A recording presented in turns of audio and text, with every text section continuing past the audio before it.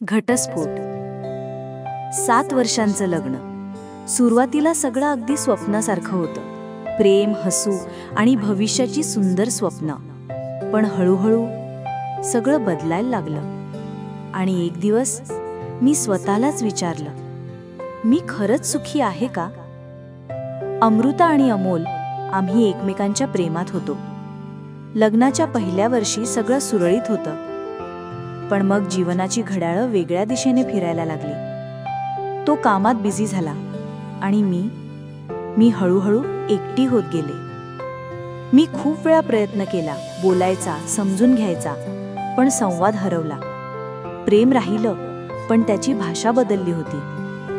रोजच्या भांडणांनी, न बोलण्यानं त्या घरात शांततेपेक्षा तणाव वाढत गेला आणि मी माझ्यात हरवून गेले.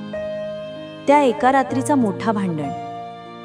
ती रात्र मी झोपलेच नाही. सकाळी आरशात स्वतःकडे बघताना विचारलं, हेच का आयुष्य? आणि त्या क्षणी मी निर्णय घेतला, घटस्फोट. स्वतःसाठी. मी भीतीने थरथरत वकिलाकडे गेले. आई बाबा नाराज झाले. समाजाच्या नजरा टोचू लागल्या. पण त्याहून जास्त वेदना होती स्वतःला मोडताना. मी समुपदेशकाची मदत घेतली.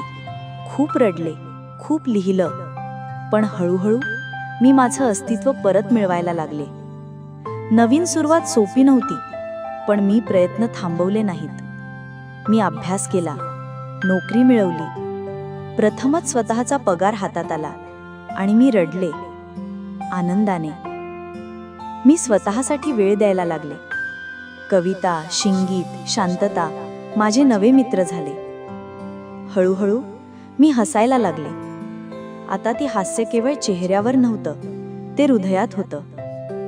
आता मी इतर महिलांसोबत माझी कहाणी शेअर करते. त्यांना सांगते, घटस्फोट म्हणजे अपयश नाही, तो एक नवा जन्म असतो स्वतःसाठी. मी शिकले, आपलं सुख कोणाच्याही हातात नसावं, ते आपल्या स्वतःच्या निर्णयांमध्ये असावं. मी हरले नव्हते, मी स्वतःला शोधत होते. आणि एक दिवस आरशात बघून म्हणाले, अमृता, तू खूप धाडसी आहेस. घटस्फोट माझा शेवट नव्हता, तो माझ्या नव्या सुरुवातीचा पहिला टप्पा होता. आणि आता मी आयुष्य जगतीये माझ्या अटींवर. समाप्त.